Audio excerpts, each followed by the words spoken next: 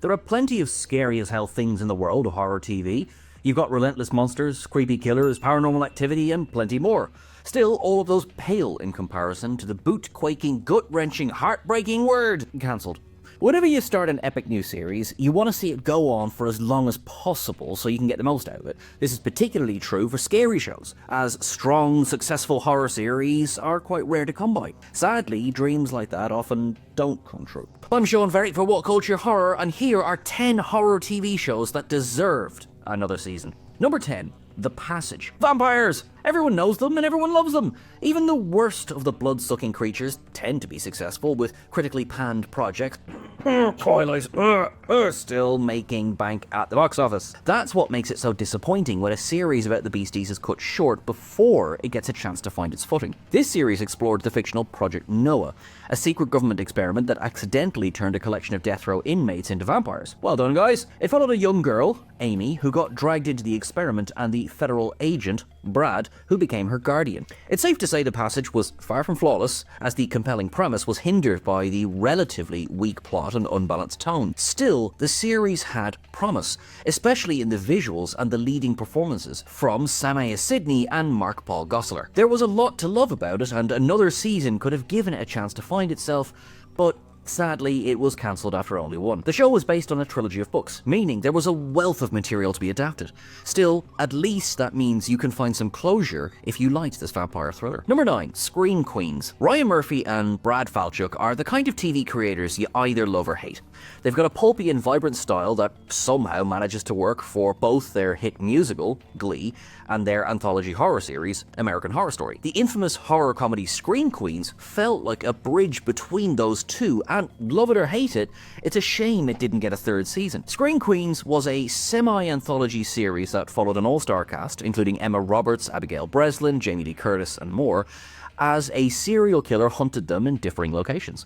The first was a sorority house, and the second was at a hospital. This setting change helped make each season feel unique, and fans were keen to see what would happen next. Then, Fox axed the show after its second season. While Scream Queens gave viewers plenty to groan at, such as its worship of celebrities and the typical jarring tone expected from Murphy and Falchuk, it still had a popcorn horror vibe that was easy to sit through, which is what made the cancellation so disappointing. Still, despite being off the air, Murphy has stated that he's still working on making a third season happen, so fingers crossed for the Queens. Number 8. Lovecraft Country. This cancellation really hurt, as Lovecraft Country gave you a horror experience that's few and far between. It was a juggling act between shocking cosmic horror and realistic historical implications, combining the unfortunately close world of racism and Lovecraft in a fascinating mesh. Then, naturally, it got cancelled. The series followed a trio as they ventured across Jim Crow-era America in search of the lead's father. Along the way, they struggled against the terrors of racism and Lovecraftian monsters. It's not just that good Lovecraft projects are hard to come by, it's that the focus on 50s segregation allowed for leeway to explore some of the legendary author's abhorrently racist beliefs. This allowed you to appreciate and enjoy Lovecraftian horror while tackling the author's issues heads on. The reason for the show's ending isn't entirely apparent, as multiple reasons have been touted. One is that the show was too expensive to make, another stated that there wasn't a clear enough vision for the next season, and another claimed a toxic work environment created by the showrunner, Misha Green. Unfortunately, it's the kind of thing fans will likely never get a full answer on, and that's almost as sad as never seeing more of the fantastic show. Number 7.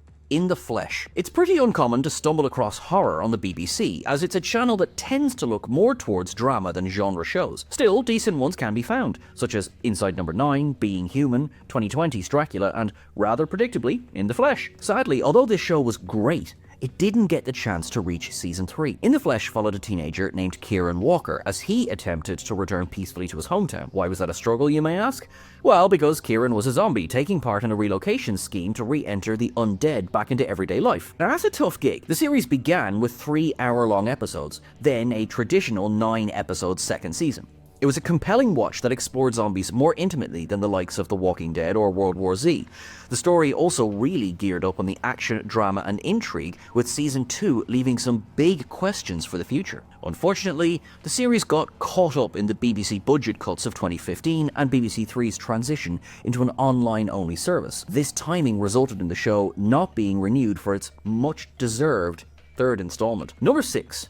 The Exorcist. It's easy to groan and roll your eyes when you hear of a famous horror property being adapted for TV, as many of these shows turn into cheap attempts to capitalize on a long-dead franchise. Looking at you, The Purge. Still, Fox's The Exorcist might be one of the best examples of pulling something like this off, at least until it got cancelled. The show acted as a sequel to the original and iconic 1973 movie, readjusting the canon and foregoing the sequels.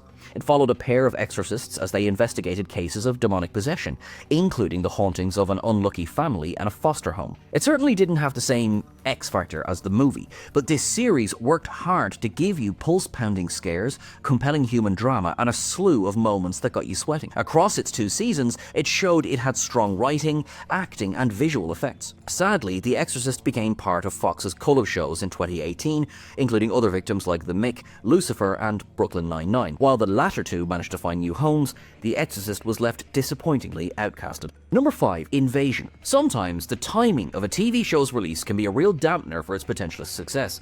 For example, you wouldn't want to watch a compelling horror series with rampant depictions of a hurricane directly after Hurricane Katrina, right? Yet that became uncomfortably accurate for this series as one of its major plots accidentally became a reality. Invasion was a brilliant sci-fi horror series from 2005. It told the story of a small Florida town that was invaded by water-based creatures after being hit by a devastating hurricane. The plot also took plenty of inspiration from the classic Invasion of the Body Snatchers, as these invaders tried to take over the characters' bodies.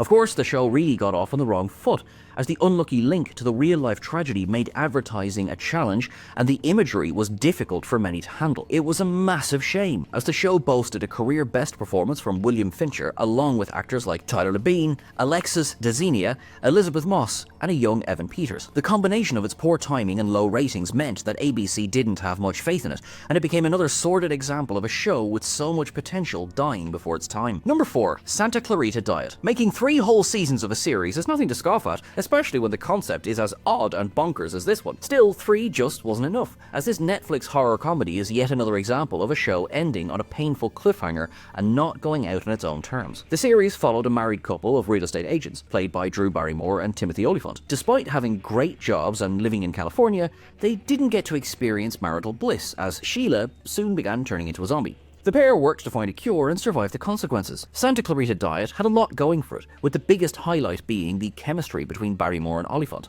It was funny, witty, and gorier than a piranha attack, which made it effortlessly fun to watch. The 3rd season ended with the big revelation that would have carried the show through a 4th and possibly even final season, but Netflix gave it the boot, as it wasn't deemed a profitable investment anymore. So, you'll never see the final dish on this diet. Number 3. Spooksville. One thing that the entertainment industry is starved for is horror content for children. While letting your kids watch scary things seems about as bright an idea as an unlit match in a dark cupboard, it's an excellent opportunity for youngsters to test themselves, see what scares them, and have fun at the same time. That's especially true for this appropriately titled Spookfest, as it was funny, quirky, and creepy all in one neat package. This show gave viewers an episodic Mystery of the Week format, with a new kid discovering that he has a big part to play in this strange supernatural events of the town of Springville, nicknamed Spooksville. Woo! Each episode saw him and 2 friends investigating strange occurrences, including ghosts, time travel, humans turning into cats, homunculi, and plenty more. Overall, Spooksville was a blast and had all the hallmarks of children's TV show classics in the making.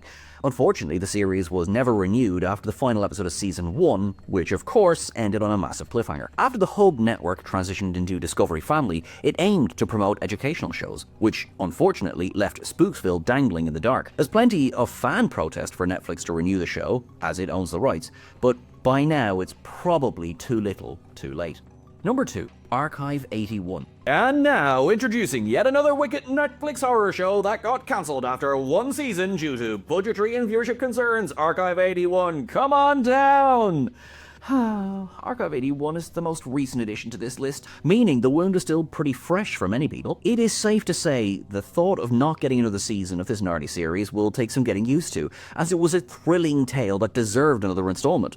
Based on the podcast of the same name, this series followed an archivist and young grad student filmmaker. This duo, Dan and Melody, sought to restore the latter's ruined footage from a documentary of her investigations into a cult. Naturally, supernatural hijinks soon occurred. The show was a fascinating combination of mystery and thrills, with a slow build leading to some truly terrifying scares. Its plot also went from 0 to 100 as things got perplexing and insane toward the end. That same trend would have likely continued into season 2. It's always a shame when a show ends before its time, but this one stings as there's more source material to cover and many unanswered questions. Number 1. Hannibal. Hannibal's unjust cancellation might be one of the most egregious examples of a TV show being cut down in its prime, standing among the greats like Firefly, Pushing Daisies, and Freaks and Geeks.